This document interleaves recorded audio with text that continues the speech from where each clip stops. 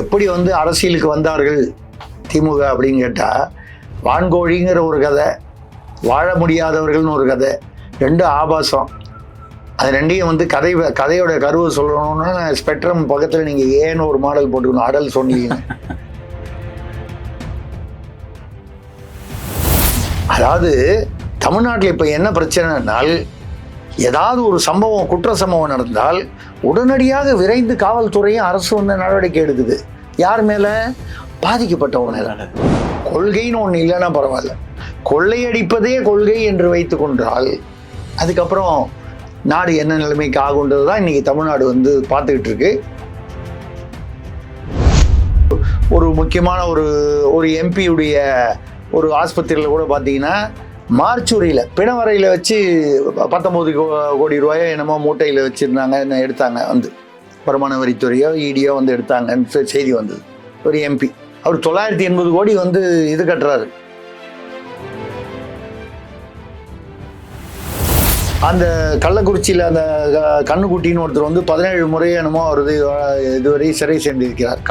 கள்ளச்சாராயம் காட்சியை ஒரு முறையும் வந்து அவரை வந்து காப்பாற்றுறது யாருன்னு பார்த்தா பெரிய பெரிய வக்கீல் வராங்க. என்னன்னு கேட்டால் அவர் வந்து குடிசையில் இருக்கார், அவர் வீட்டில் டிவி கூட இல்லை, லைட்டு கூட இல்லை, இப்படிலாம் சொல்கிறாங்க. ஆனால் அவருக்கு வந்து அபீதார வக்கீல்லாம் வந்து ஒரு நாளைக்கு 20 லட்சம் வாங்குற வக்கீல். அது என்ன மாசுவோடு போய் ஃபோட்டோ எடுத்துக்கிறவங்கலாம் குற்றவாளிகளா, இல்லை குற்றவாளிகள்லாம் மாசுவோட ஃபோட்டோ எடுத்துக்கிறாங்களா தெரியல. தேனி உசிலம்பட்டி பகுதிகளில் 1500 ஏக்கர் ஏலக்காய் எஸ்டேட்டு குடும்பத்தில் யாரோ ஒருத்தர் வாங்கி போட்டுணும். இப்படி அங்கங்கே வாங்கி போட்டுட்டு தான் கிளாம்பாக்கம் பேருந்து நிலையமும், அந்த கிளாம்பாக்கம் வந்து நம்ம அதை டெவலப் பண்ணி வரதுக்கு முன்னால் அந்த ஏரியாவில் ஒரு 200 ஏக்கர் வாங்கிக்கணும். இல்லை அவர் இப்படி சொல்லியிருப்பாரோ, கல்வியும் மருத்துவமும் இரண்டு கண்கள்னு அவர் சொன்னது எனக்கு என்னமோ அது வேற அர்த்தம் படுது. இல்லை திமுக பேசும்போது நம்ம வந்து அதை வந்து ரொம்ப புறந்தள்ளி விட்டு போக முடியாது.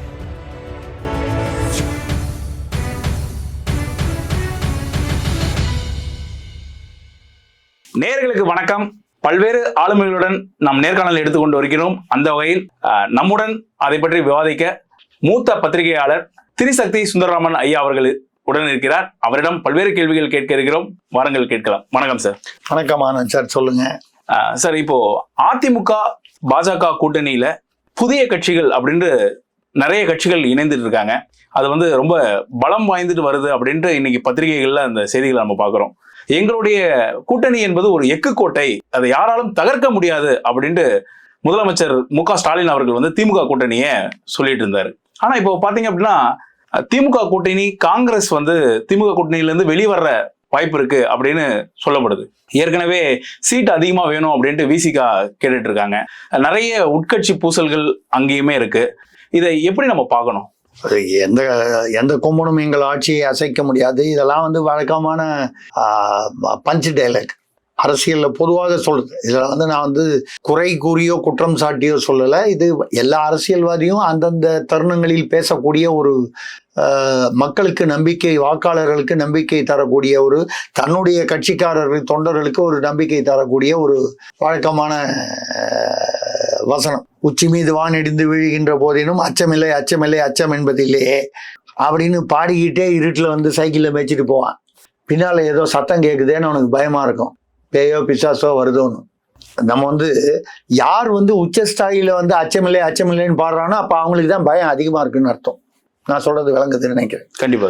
எங்களை யாராலும் அசைக்க முடியாது, எஃகு கோட்டை அப்படின்னு சொன்னா அங்க ஃபவுண்டேஷன் பலவீனமா ஆயிட்டு வருது அப்படிங்கிற கவலை அவங்களுக்கு இருக்குன்னு. நீங்களே தான் சொன்னீங்க, காங்கிரஸ் அங்க போறாங்களா இங்க இருக்காங்களான்னு தெரியல. நான் ஏற்கனவே நம்ம இதில் முன்னால் கூட சொன்னேன், இப்போ இவங்க காங்கிரஸ் இங்கே விட்டு வெளியே போனாலும் இவங்களுக்கு சிக்கல். திமுக இங்கேயே இருக்காங்கன்னாலும் அந்த காங்கிரஸ்லேயே இப்போ 2 விதமாக திமுக ஆன்டி திமுகன்னு இருக்கிறதுனால அதுவும் சிக்கல். விசிகால வந்து அவங்களும் அதிகார பங்குன்னு அது ஒரு பக்கமாக பேசிக்கிட்டு இருக்காங்க. ஒரு நாள் அவர் இப்படி பேசுறாரு, ஒரு நாள் மாற்றி பேசுறாரு, அது ஒரு இதுமாக இருக்கு. இப்போ வந்து பார்த்தீங்கன்னா ஜான் பாண்டியன் அவர்கள் அவருடைய கட்சியை வந்து என்டிஏ, அதாவது அதிமுக தலைமையிலான தேசிய ஜனநாயக கூட்டணி அப்படின்னு இன்னைக்கு கன்ஃபார்ம் பண்ணிட்டாரு. அன்புமணி ராமதாஸ் ஐயா அவர்கள் வந்துட்டாரு. என்னை பொறுத்த வரைக்கும் ராமதாஸ் ஐயா அவர்கள் இங்கே வந்துருவார். அவர் திமுகவில் வந்து பேசிக்கிட்டு, அதாவது பேச்சுவார்த்தையில் ஈடுபட்டார் என்பது உண்மை. ஜி.கே. மணி அவர்கள் மூலமாகவும் அவர் பேர் என்ன எம்எல்ஏ அருள் மூலமாகவும் பேசு. ஆனா என்னன்னா ஐயா அவர்கள் வந்து நிறுவனர்னா எங்கே அவர் வந்து அது வந்து அரசியல் ரீதியாக தவறு செய்தார் என்றால் இவர்களை நம்பி அனுப்புறாரு பாருங்க. அவங்க 2 பேரும் அங்க போய் என்ன பேசுனாங்கன்னால், ஏன் அவர் வர்றாருன்னா விசிக வெளியே போயிடும், இவங்களுக்கு பிரச்சனை. திமுகவுக்கு ராமதாஸ் ஐயா உள்ள வருகிறார், பாமக உள்ள வருகிறது என்றால் இவர்கள் விசிக இருக்க மாட்டேன் என்று முந்தானத்தை கூட ஸ்டேட்மெண்ட் கொடுத்தாரு. அப்போ என்ன செய்யறதுன்னு வரும்போது அவங்க போனவங்க 2 பேரும் என்ன பேசிட்டாங்க, ஐயா இருக்கட்டுங்க, நாங்க பேசாம உதயசூரியன்ல நிக்கிறோம், ஓ எங்களுக்கு என்ன செய்வீங்க, ஓ எங்களுக்கு சீட்டு கொடுத்துருவீங்களா? உதயசூரியனில் நிக்கிறதுல என்ன கஷ்டம் அவங்களுக்கு? இது மக்கள் எதிர்ப்பாங்களா? இல்லைங்க, அதாவது அவங்க என்ன நினைச்சுக்கிறாங்கன்னா அவங்க ஏரியாவில் உள்ள அந்த வன்னியர்கள் சமுதாய ஓட்டு வந்து அவங்களுக்கு விழுந்துரும்னு அவங்க நினைக்கிறாங்க. அது சரியா இருக்குமா இல்லையா, நடக்குமா நடக்காதாங்கிறது தேர்தலுக்கு பிறகு தானே தெரியும். கட்டாயம் இல்லையா? அது அந்த அனுபவம் வந்து எல்லாமே பிறகு தானே தெரியும். நம்ம என்ன எல்லாமே அனுபவத்தோடு செய்யணும்னா எல்லாரும் கல்யாணம் பண்ணிக்கும் போது அனுபவத்தோடய கல்யாணம் பண்ணிக்கணும்னா முடியுமா? முடியாது. அந்த மாதிரி இங்க வந்து போய் சேரணும்னா இது வந்ததுக்கு அப்புறம் தான் எனக்கு கிடைத்த அரசியல் தகவல்களை சொல்கிறேன். நானும் கிட்டத்தட்ட ரொம்ப வருடங்களாக அரசியல் நிகழ்வுகளை தொடர்ந்து இருக்கும்போது எல்லா பக்கத்திலிருந்து நமக்கு தகவல்கள், டெல்லியா இருந்தாலும் சரி மற்ற தமிழகத்தில் நமக்கு செய்திகள் தகவல்கள் வருகின்றன. இப்படி வரும்பொழுது இவங்க இப்படி பேசுறாங்கன்றது ஐயாவுக்கு தெரிஞ்சவொன்னே அவர் அதிர்ச்சி அடைந்து விட்டார். இவங்களை போய் நம்ம ஒரு கூட்டணிக்கு பேச சொன்னா இவங்க வரைக்கும் பேசிட்டு வந்துட்டாங்களே, பேசாம நம்மளும் வந்து அப்படின்னும் போது அமித்ஷா அவர்கள் வந்து பாஜக தலைவர் அமித்ஷா அவர்கள், உள்துறை அமைச்சர் அவர்கள், அவர் வந்து 2 ஐயா ராமதாஸ் அவர்கள் அணியும் அன்புமணி ராமதாஸ் அவர்களுடைய அணியும் இணைய வேண்டும். இது பொதுவாக எல்லாருமே பொதுமக்கள் கூட அப்படிதான் நினைக்கிறாங்க. கட்டாயமா சார். எதுக்காக வந்து அப்பாவும் மையன் இப்படி அடிச்சுக்கணும்? ஊர் 2 பட்டா கூத்தாடி தான் கொண்டாட்டம். நம்ம இங்க கூத்தாடின்னு யாரை சொல்றோன்னு எல்லாருக்கும் தெரியும். கட்டாயம். அது மாதிரி வந்து எதுக்காக யாராவது 2 பேரும் ஆளு கொஞ்சம் விட்டு கொடுத்து போலாமே. இந்த சூழ்நிலையில் அநேகமாக நேற்று அவர் என்ன சொல்லியிருக்காருன்னு பார்த்தீங்கன்னா, நான் இன்னும் தேசிய ஜனநாயக கூட்டணியில் தான் இருக்கிறேன்னு ராமதாஸ் ஐயா சொல்லியிருக்காரு. அப்படின்னா ஓரளவுக்கு ஏதோ ஒரு செட் ஆகி வந்துட போறாரு. அப்போ பாமக ஏதோ ஒரு வகையில் முழுசாக வந்து விடுகிறது ஒரு புரிதலில். அதிமுக பாஜக இப்போ அண்ணாமலை அவர்கள் வந்து ஏதோ அவருக்கு பதவி கொடுக்கல, சில ஏதோ அங்கே பாஜக உள்ள வந்து அவர் வந்து மாநில தலைவர்லேருந்து மாறிவிட்டார் என்று இப்பொழுது அந்த விஷயமும் வந்து செட்டில் ஆகி அவர் வந்து தேர்தலில் தீவிரமான அவருக்கு களப்பணி கொடுக்கப்பட்டிருக்கிறது.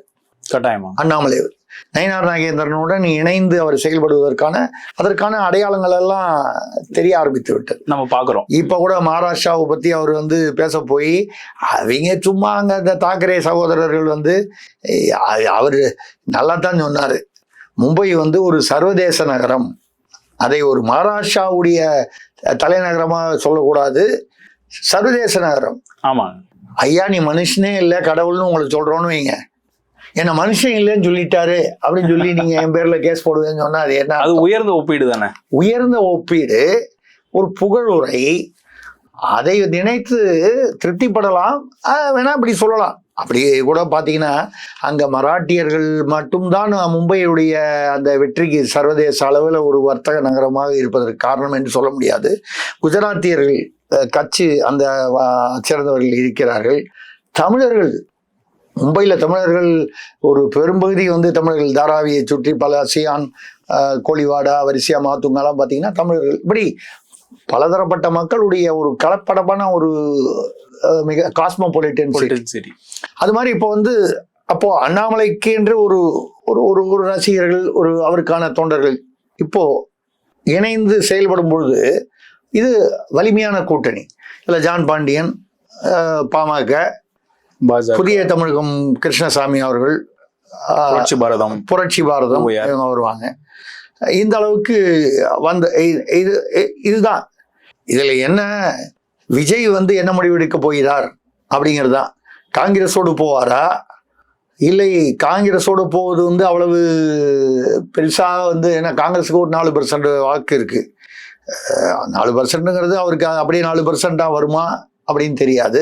ஆனால் விஜயிடம் வந்து தேவையான கட்டமைப்பு இல்லை அந்த தாவேக்கால அப்படிங்கிறது வெளிப்படையான உண்மை. அவர் ஒத்துக்கிட்டாலும் ஒத்துக்கலனாலும் வெளிப்படையான உண்மை. ஒரு மாவட்ட செயலாளர்கள்லாம் இன்னும் முழுசா முடியல, தேர்தலுக்கு இன்னும் கொஞ்ச நாள் தான் இருக்கு, இல்லை ஜனநாயகன் பிரச்சனை. வேறு வழி இல்லாமல் அவரும் வந்து ஒரு கட்டத்தில் வந்து கூட்டணியில், ஏன்னா வந்து அவர் பேசுனதை கவனிச்சு பார்த்தீங்கன்னா தனியாகவோ அணியாகவோ வருவோம்னு சொல்லியிருக்காரு.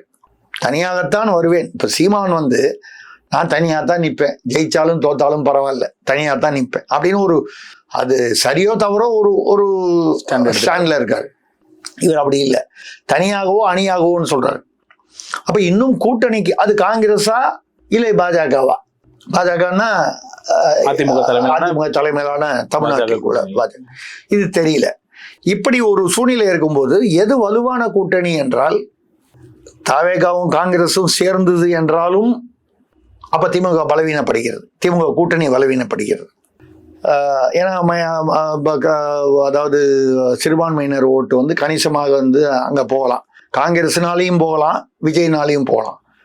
ஒரு கால் விஜயே இங்க வந்துட்டாருன்னு வைங்க, வருவாரா தெரியாது, வரக்கூடிய சூழ்நிலை அவருக்கு ஏற்படலாம். தனியாக நின்றால் தாங்காது அப்படின்னு வரலாம். ஏன்னா யதார்த்தத்தை பார்த்தீங்கன்னா, என்னுடைய கணக்கில் நான் கிட்டத்தட்ட 1.5 வருஷமா சொல்லிட்டு இருக்கேன், நான் மாற்றவே இல்லை. கரூருக்கு முன் கரூருக்கு பின் அதே தான் சொல்லிட்டு இருக்கேன். 10-15% ஓட்டு வாங்குவாருன்னு சொல்றேன். நீங்க என்ன அப்படி என்ன பெரிய, நீங்க என்ன தொல்காப்பியரா அகத்தியரா, நீங்க தான் இலக்கணம் வகுத்தீங்களா? அப்படிலாம் இல்லை, எனக்கு உள்ள அனுபவத்துல நான் சொல்றது. அதை விட அதிகமா வாங்கினா அது வந்து அவருடைய சாதனை வெற்றின்னு நினைக்கலாம்.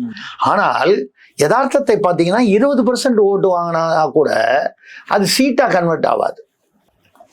நான் வந்து 20% வாங்கினேன்னு பெருமையா சொல்லாமே தவிர ஒரு எம்எல்ஏ கூட வராது. நீங்க ஒரு எம்எல்ஏ கூட வரலன்னா அடுத்த 2031 வரைக்கும் எப்படி தாக்கு பிடிப்பீங்க? கட்சி நடத்தலாம், தாக்கு பிடிக்க முடியாதுன்னு நான் சொல்றது வந்து அந்த அர்த்தத்துல இல்லை. ஒரு ஆட்சியை பிடிக்கும் அளவுக்கு முன்னேற வேண்டும் என்றால் இந்த முறை குறைந்தபட்சம் ஒரு 10-20 எம்எல்ஏ இருக்கணும். அடுத்த முறை இப்போ பாஜக வந்து 90களில் வாஜ்பாய் அவர்கள் வந்து நிற்கும்பொழுது, அப்போ வந்து பாரதிய ஜனசங், அதுக்கு முன்னால வந்து ஜனதா கட்சி, அப்படிலாம் வந்து மாறி பாரதிய ஜனசங், அப்புறம் வந்து பாரதிய ஜனதா கட்சி வரும்பொழுது 572 இடங்களில் வந்து பாராளுமன்றத்தில் 2 இடங்கள் வாங்குச்சு பாஜக என்ற இந்த உருவத்தில். ஜன்சங் என்பது முன்னால 2. ஆனால் அந்த 2 வந்து மோடி வந்த பிறகு பார்த்தீங்கன்னா ஒரு பீரியட்ல 2014 300 கிட்டே வந்துருச்சு. அதுக்கப்புறம் இப்போ வந்து கூட்டணியாக கிட்டத்தட்ட 270க்கு மேல 280, தனியா 240. 2 எப்படி 250 300 ஆச்சு? அப்போ முதல்ல இந்த ஸ்டார்ட், கிக்அப் ஸ்டார்ட்னு சொல்லுவாங்க, அந்த ஸ்டார்ட் கரெக்டா வரணும். அந்த ஸ்டார்ட்ல அடி வாங்கிச்சுன்னா அப்புறம் கஷ்டம். அந்த வகையில் வந்து விஜய் வந்து தனியாகவோ அல்லது அணியாகவோன்னு சொல்லும்போது 50-50 சான்ஸ். அவரும் இங்கே வந்து விட்டால் அது மெகா கூட்டணியாக மாறிவிடும். ஒரு காலம் அவர் காங்கிரஸுடன் போனால் 3 அணிகளாக பிரியும், இல்லை சீமானை கணக்கு பண்ணும்போது 4 அணிகளாக பிரியும். ஆனால் பலவீனமான கூட்டணி, பலமான கூட்டணி என்று வரும்போது அதிமுக பாஜக கூட்டணி, அதாவது அதிமுக தலைமையிலான தேசிய ஜனநாயக கூட்டணி, பாமகவும் இருக்கு. நீங்கள் சாதி ரீதியான வாக்குகளாக எடுத்தாலும் சரி, இல்லை எந்த ஒரு மாவட்ட ரீதியாக எடுத்தாலும் சரி, அது வந்து ஒரு வலுவான இது வந்து வலுவான ஒரு கூட்டணியாக வருவதற்கு வந்து முக்கியமான ஒரு காரணம் வந்து கூட்டணியில மட்டும் இல்லை, திமுகவும் காரணம். அதிமுக தலைமையிலான கூட்டணி வலுவாக அமைவதற்கு எப்படி சார்?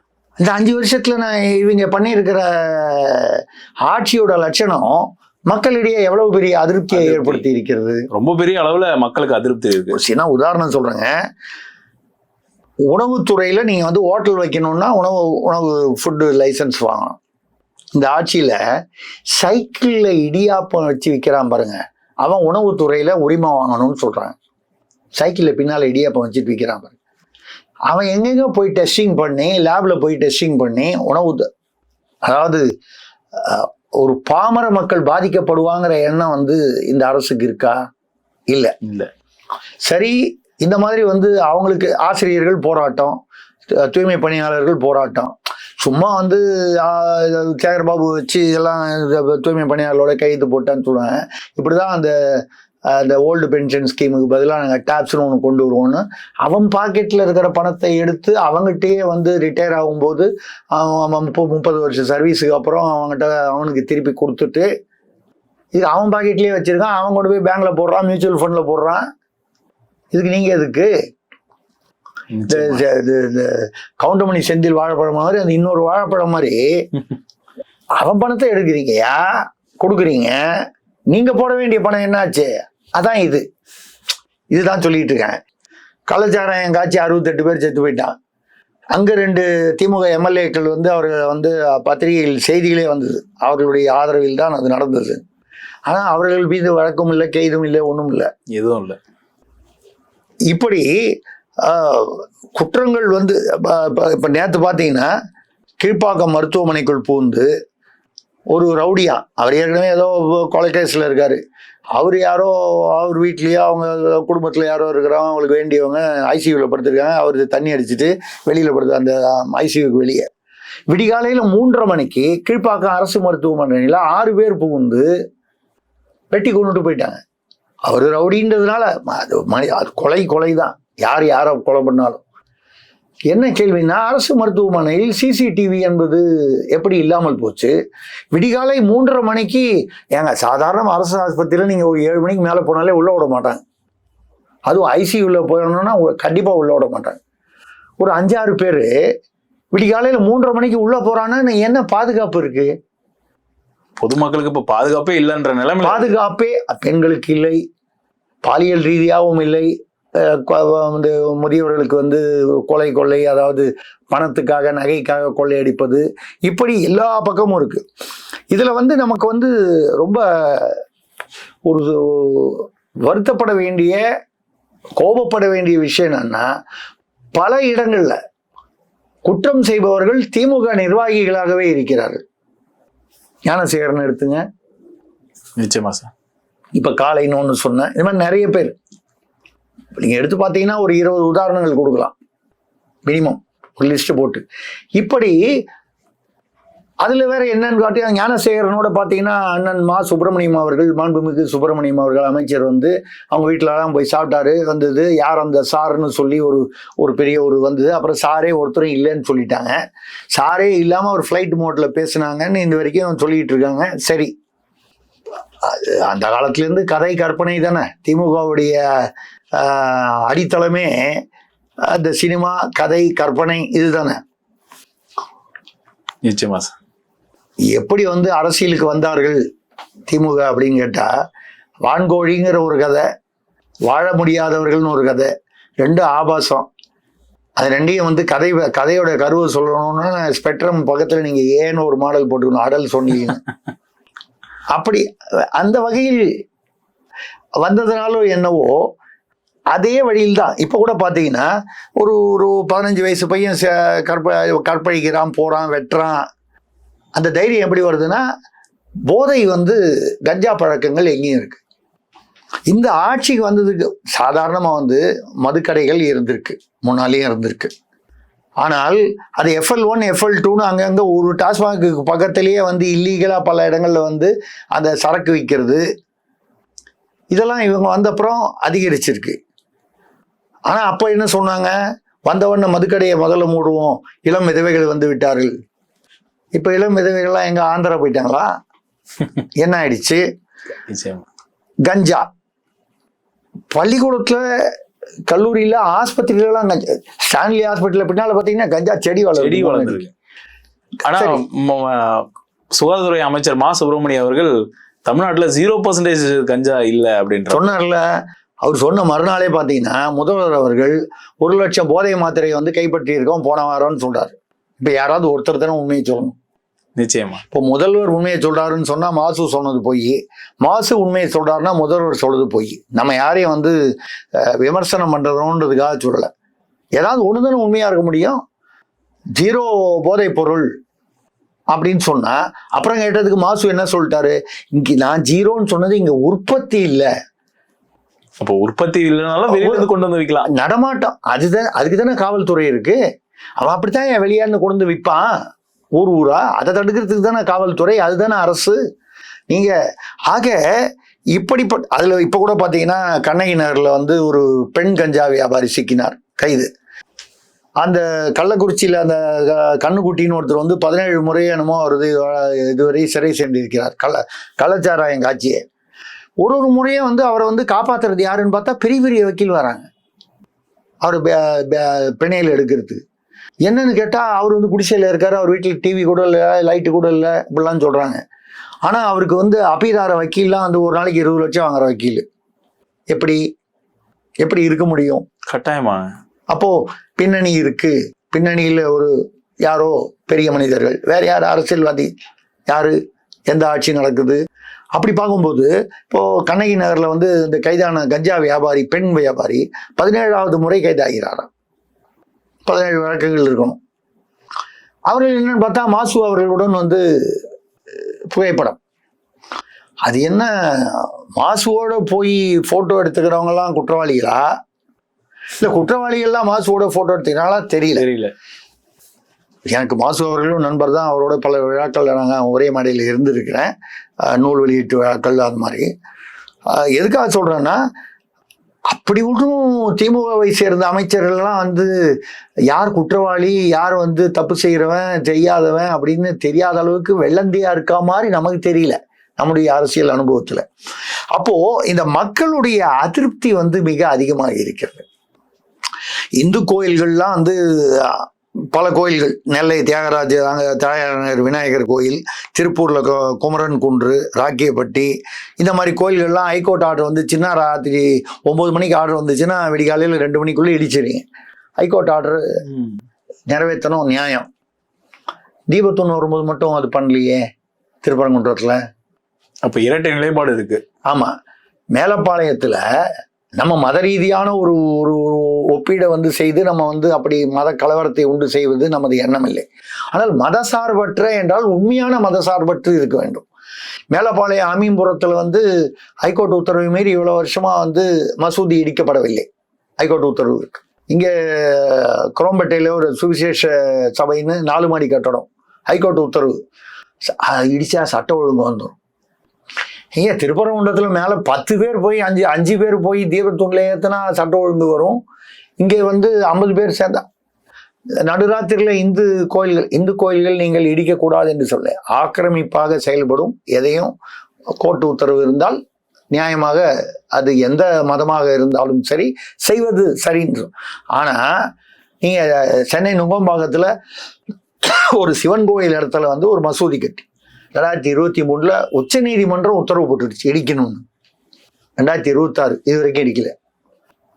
இந்த இரட்டை நிலைப்பாடு, இந்த அதிருப்தி, பாலியல் வன்முறை, அப்புறம் மற்ற குற்ற சம்பவங்கள், இதுல திமுக நிர்வாகிகள் அல்லது திமுக சார்பானவர்களுடைய தொடர்புகள், இதெல்லாம் மக்களுக்கு இந்த அதிருப்தி அதிமுகவுடைய கூட்டணியிலேயே, அதாவது அதிமுக தலைமையிலான கூட்டணியிலேயே மிகவும் வலுவான வந்து ஒரு காரணி என்னன்னு கேட்டா இந்த அதிருப்தி.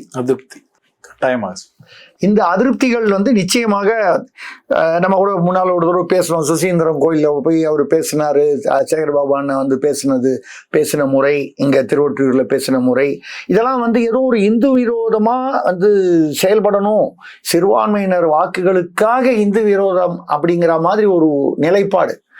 நம்ம என்ன சொல்றோம்னா, நீங்கள் இந்துக்களுக்கு இவங்களுக்குன்னு ஒரு மதத்திற்கு நீங்க வந்து சார்பாக நடந்து கொள்ள வேண்டாம். கட்டாயமா எல்லா மதத்திற்கும் பொதுவாக மத சார்பற்ற அப்படின்னு பொதுவான ஒரு நிலை, அந்த மாதிரி நிலை வந்து இருப்பதாக தெரியவில்லை. அவர்கள் ஒன்றும் தெரியாம அப்படி செய்யறாங்க அப்படின்னு சொல்லக்கூடிய அந்த மாதிரி ஒன்றும் இல்லை. ஆனால் பணமே இல்லை, மத்திய அரசு கொடுக்க மாட்டேங்குது, ஒன்றிய அரசு கொடுக்க மாட்டேங்குதுங்கிறாங்க. இதுவரைக்கும் இந்த ஆட்சியில விளம்பரத்திற்கு மட்டும் செய்த சாதனைகளை விளம்பரப்படுத்துக்கு மட்டும் 500 கோடி ரூபாய் செலவு பண்ணியிருக்காங்க. இந்த 500 கோடி ரூபாய் இருந்தா எவ்வளவு நலத்திட்டங்கள் பண்ணலாம். இதுல 90% திட்டம் வந்து இந்த விளம்பரங்கள் வந்து பாத்தீங்கன்னா ஸ்டிக்கர். மத்திய அரசு ரேஷனுக்கு பெரும்பாலும் கொடுக்குதா, நீங்க நம்ம ஐயா கருணாநிதி அவர்கள் இல்ல ஸ்டாலின், உதயநிதி படங்கள்லாம் போட்டு ஒட்டி கொடுத்துட வேண்டியது. எந்த திட்டம் வந்தாலும் அதை வந்து போட்டு கொடுத்துட வேண்டியது. சரி, மத்திய அரசு கொடுக்கக்கூடிய நல்ல திட்டங்களையாவது நீங்கள் வந்து இது பண்ணுறீங்களான்னு பார்த்தீங்கன்னா, எத்தனையோ வந்து உங்களுக்கு வந்து மதுரை தூத்துக்குடி அருப்புக்கோட்டை வழியாக மத்திய அரசு ஒரு ரயில்வே திட்டம், ஒரு உதாரணமாக தான் சொல்கிறேன், இந்த மாதிரி நிறைய இருக்குது. அந்த திட்டத்துக்கு வந்து நிலம் வந்து அடையாளப்படுத்தலை, 5 வருஷமாச்சு. அதாவது 3389 ஹெக்டேர் வந்து மொத்த நிலம் வந்து மத்திய அரசு நிதி ஒதுக்கி திட்டங்கள் வந்து ஒதுக்கியிருக்கு. ஹெக்டேர் நிலம் தேவைன்னு அடையாளப்படுத்த வேண்டியது மாநில அரசு, திமுக அரசு. 26% தான் அதில் நிறைவேற்றிருக்கு. அப்படின்னா கிட்டத்தட்ட ஒரு 700-800, 20 தான் கால்வாசின்னு வச்சிங்களேன், ஒரு 750-800. அப்போ மிச்ச திட்டம் எல்லாம் நிதி ஒதுக்கப்பட்டும் அது வந்து அந்த நிதி பயன்படாமல் திரும்ப மத்திய அரசுக்கு, அதாவது பயன்படுத்த முடியாமல் போய்விடும். மத்திய அரசு நிதி ஒதுக்கி நிலம் ஏன் அந்த நிலம் அடையாளப்படுத்தலை? சோம்பேறித்தனம்லாம் இல்லை. அந்த நிலத்தை வந்து நீங்கள் பரந்தூரில் விமான நிலையமா முதல்ல ஒரு 2000 ஏக்கர் வாங்கிட்டு அதுக்கப்புறம் அங்கே விமான நிலையம், ஓசூரில் விமான நிலையம் வரணுமா, லைசன்ஸ் விமான நிலையத்துக்கு கொடுக்கறதுக்கு முன்னால் அங்கே ஒரு 1000 ஏக்கர் நம்ம வாங்கி போட்டுருணும். ஆமாம், இப்படி வந்து தேனி உசிலம்பட்டி பகுதிகளில் 1500 ஏக்கர் ஏலக்காய் எஸ்டேட்டு குடும்பத்தில் யாரோ ஒருத்தர் வாங்கி போட்டுணும். இப்படி அங்கங்கே வாங்கி போட்டுட்டு தான் கிளாம்பாக்கம் பேருந்து நிலையமா, அந்த கிளாம்பாக்கம் வந்து நம்ம அதை டெவலப் பண்ணி வரதுக்கு முன்னால் அந்த ஏரியாவில் ஒரு 200 ஏக்கர் வாங்கிக்கணும். நம்ம வாங்கிக்கணும், நமக்கு வேண்டியவங்களுக்கு வாங்கி கொடுக்கணும். நமக்கு வேண்டியவங்க பொதுமக்கள்லையும் இருப்பாங்க, சொந்தக்காரங்களையும் இருப்பாங்க, நடிகைகள் இருப்பாங்க, யார் வேணாலும் இருப்பாங்க. எல்லாரும் தெரிஞ்சவங்கன்னு வரும்போது யார் வேணாலும் இருக்கலாம்ல. இப்படி எதுல பார்த்தாலும் வந்து தன்னுடைய சுயலாபம், தங்களுக்கு என்ன லாபம் கிடைக்கும், அந்த லாபம் கிடைச்சாதான் அந்த திட்டம். அப்ப என்ன வருது, இவங்களால அந்த நிலத்தை வாங்க முடியல, இல்லை ஏதோ ஒரு அதில் ஒரு சிக்கல் இருக்கு, தாமதமாகுது, அந்த திட்டமே வந்து மத்திய அரசு பணம் ஒதுக்கியும் தமிழக மக்களுக்கு சென்றடையாமல் போகிறது. இப்படி இவர்கள் இருக்கக்கூடிய செய்யக்கூடிய இந்த அராஜகங்கள், இந்த அதிருப்திகள், ஒரு வெறுப்புகள், இதனாலதான் பார்த்தீங்கன்னா அங்கங்கே அமைச்சர் மேலே வந்து சேரதூகி அடிக்கிறாங்க. எம்பி வந்து தங்கத்தமிழ் செல்வன் போடும்போது ஒரு தகராறு பண்ணி அவரை வண்டியில் ஏற்றி அப்புறம் பாதுகாப்பாக அவன் அனுப்ப வேண்டிய ஒரு அவசியம் கட்டாயமா இதெல்லாம் மக்கள் பார்த்துக்கிட்டு இருக்காங்க. இப்போ கூட ஒரு பாஜகவை சேர்ந்த ஒரு நிர்வாகி வந்து ஒரு விவாத நிகழ்ச்சியில் வளர்ந்துட்டு வெளியில் வந்த போது அவர் மேலே இப்போ எஃப்ஐஆர் போடுறதுக்கு உயர்நீதிமன்றம் தடை போட்டிருக்குங்க. ஆமாங்க, அதாவது தமிழ்நாட்டில் இப்போ என்ன பிரச்சனைனால், ஏதாவது ஒரு சம்பவம், குற்ற சம்பவம் நடந்தால் உடனடியாக விரைந்து காவல்துறையும் அரசு வந்து நடவடிக்கை எடுக்குது. யார் மேல? பாதிக்கப்பட்டவன் மேல, குற்றம் செய்தவன் மேல இல்லை.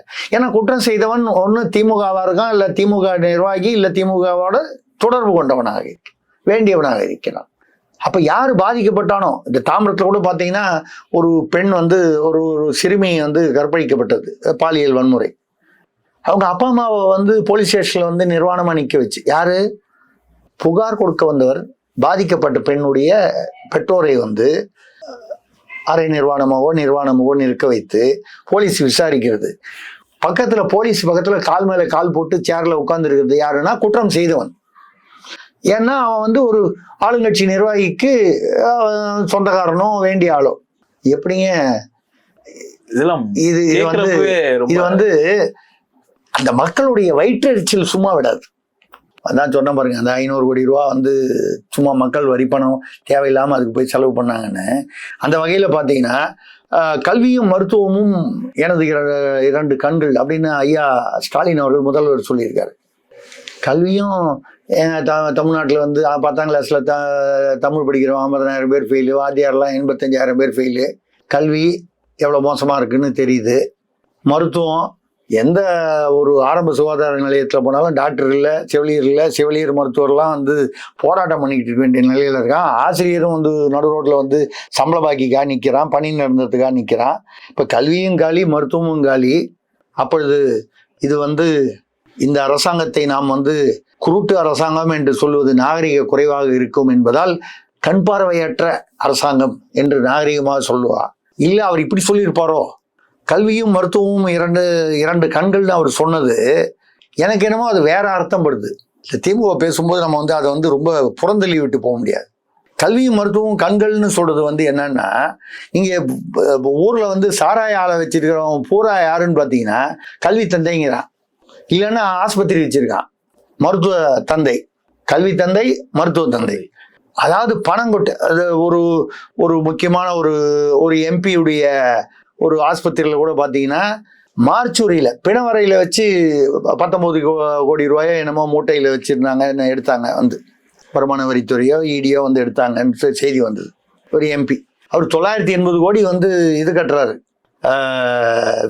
ஃபெமா அந்த அயல்நாட்டு செலாவணியில அபராதம். ஏன்னா இலங்கையில கொண்டு போய் 26,00,000 கோடி 26,000 கோடி முதலீடு செய்தது. அது சிங்கப்பூர் வழியாக ஏதோ அந்த ஆவாலா வகையில கொண்டு வந்தது சட்டவிரோதமா. 980 கோடி ரூபாய் அபராதத்தை கட்டிவிட்டு அடுத்த மாதமே இங்க வந்து மகாபலிபுரத்துல வந்து ஒரு 7 ஸ்டார் ஹோட்டல் ஓபன் பண்றாரு. நடுவில் பார்த்தீங்கன்னா அந்த இது மாதிரி தேம்ஸ் நதி மாதிரி நடுவில் வந்து தண்ணி வந்து ஓடுற மாதிரி 2 பக்கத்துலையும் ரூம்ஸு, அருமையான கட்டடங்கள். அங்கிருந்து நீங்க ஜனகதவை திறந்து பால்கனி ரூம்ல இருந்து பார்த்தீங்கன்னா ஒரு ஆறு ஓடுற மாதிரி செயற்கையா. முதல் மாசம் 2 மாசம் முன்னால 980 கோடி அபராதம் கட்டியிருக்காரு. அப்போ இவங்க திருந்துவதற்கு இவர்கள், அதாவது ஒரு பாட்டு வரும், திருந்தாத ஜென்மங்கள் இருந்து என்ன பாவம்னு எம்ஜிஆர் படத்துல வரும், திருந்தாத உள்ளங்கள் இருந்து என்னப்பா. இவங்க திருந்த மாட்டாங்க, வருந்தவும் மாட்டாங்க. அதுதான் கல்வியும் மருத்துவமும் 2 கண்கள்னா நம்ம என்ன நினைக்கிறோம், அவங்க கல்வித்துறையும் மருத்துவத்துறையும் 2 கண்கள்னு முதல்வர் சொல்லியிருப்பாரோன்னு ஒரு அர்த்தத்திலையும் எடுத்துக்கலாம். இந்த கல்வியும் மருத்துவம் தான் பணம் கொட்டுறது, அதுதான் எங்களுக்கு 2 கண்கள். எங்க ஆட்சியுடைய முக்கிய ஃபோக்கஸ் வந்து இந்த கல்வியில இல்ல வந்து மருத்துவம். நான் என்ன சொல்றேன், நீங்க அதெல்லாம் நடத்திட்டு போங்க, அதை தரமாக கொடுங்கள் மக்களுக்கு.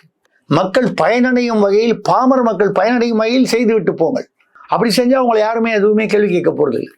பாமர மக்களுக்கு அவர்கள் அடைய வேண்டிய பயனை அடைந்து விட்டால் அவர்கள் உங்களிடம் திருப்தி அடைந்து விடுவார்கள். அது இல்லாமல் நீங்கள், அதாவது கொள்கைன்னு ஒண்ணு இல்லைன்னா பரவாயில்ல, கொள்ளையடிப்பதே கொள்கை என்று வைத்துக் கொண்டால் அதுக்கப்புறம் நாடு என்ன நிலைமைக்கு ஆகுன்றதுதான் இன்னைக்கு தமிழ்நாடு வந்து பார்த்துக்கிட்டு இருக்கு. பார்க்கலாம். இவ்வளவு நேரம் எங்களுடன் இணைந்து ஒரு அருமையான கருத்துக்களை எங்களுடன் பகிர்ந்தமைக்கு மிக்க நன்றி சார். நன்றி.